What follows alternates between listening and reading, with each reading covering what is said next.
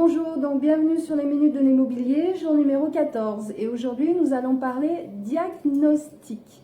Qu'est-ce que c'est, pour qui, pourquoi, comment, quand et par qui, en tous les cas. Voilà, vous souhaitez mettre en vente ou même en location votre bien, même votre bâtiment professionnel ou autre, quelle que soit la structure, quelle que soit l'habitation ou la structure professionnelle que vous souhaitez mettre en vente ou en location, vous êtes soumis à certaines obligations légales et ça s'appelle les diagnostics.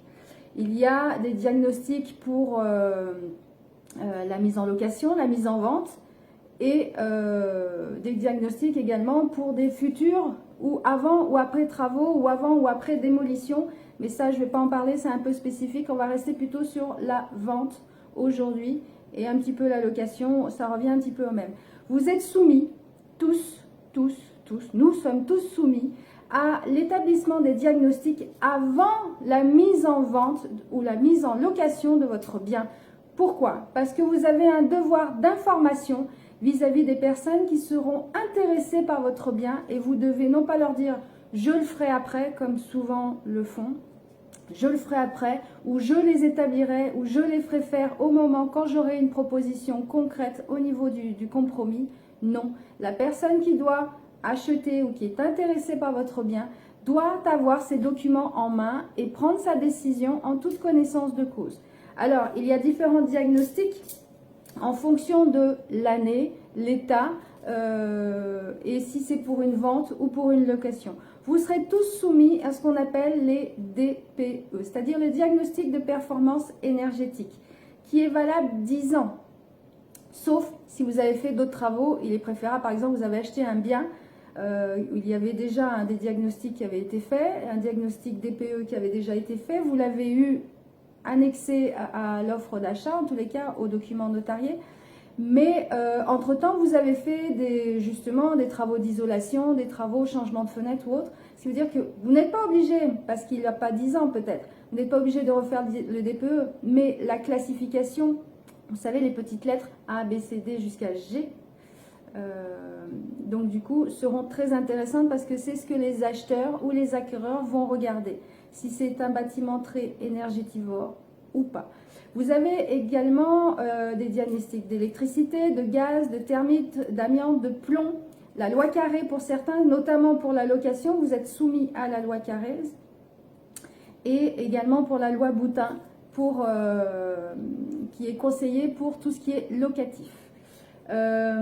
En fonction de l'année de construction de votre maison, si elle est plus ou moins récente, les diagnostics d'amiante et de plomb, par exemple l'amiante, ce sont toutes les constructions qui ont été faites avant 1997, juillet 97. Et par exemple le plomb, c'est tout ce qui est les biens construits avant janvier 1949. Oui, pour les plus jeunes, ça peut paraître un peu loin, mais c'est comme ça. Tout ce qui est diagnostic gaz est valable 15 ans, valable 3 ans. Enfin voilà, en fonction des diagnostics, certains sont valables pendant plus ou moins longtemps. Par exemple, les diagnostics ERP, c'est-à-dire l'état des risques et des pollutions au niveau des sols, sont valables 6 mois. Et oui, c'est assez tôt. Donc c'est pour ça que souvent on arrive chez le notaire, on fournit tous ces diagnostics et en fonction de la date où vous les avez établis, il y aura peut-être certaines choses à refaire, voire juste à revoir avec votre diagnostiqueur pour qu'il réétablisse, parce qu'il y a certaines choses, il n'est peut-être pas obligé de se redéplacer. Donc certaines choses à remettre aux bonnes dates en tous les cas. Ce n'est pas parce que nous sommes en période de confinement que certains diagnostiqueurs ne travaillent pas.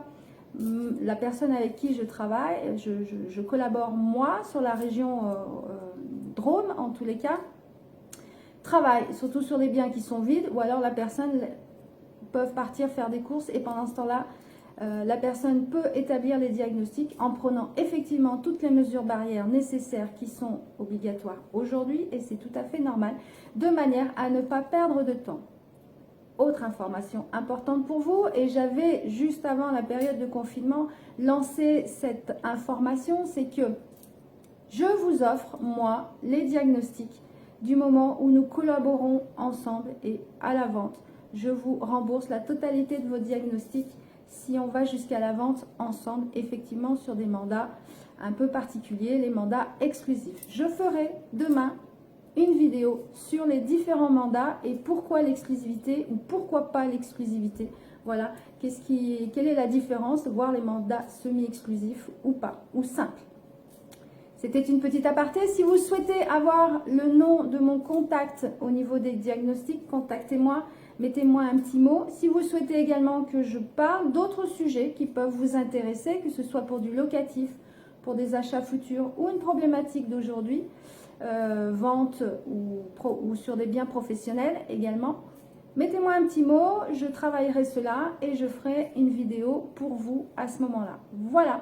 Je vous souhaite une excellente journée. Profitez du soleil comme ça va être le cas pour moi un petit peu aujourd'hui pour aller faire un petit peu le jardin.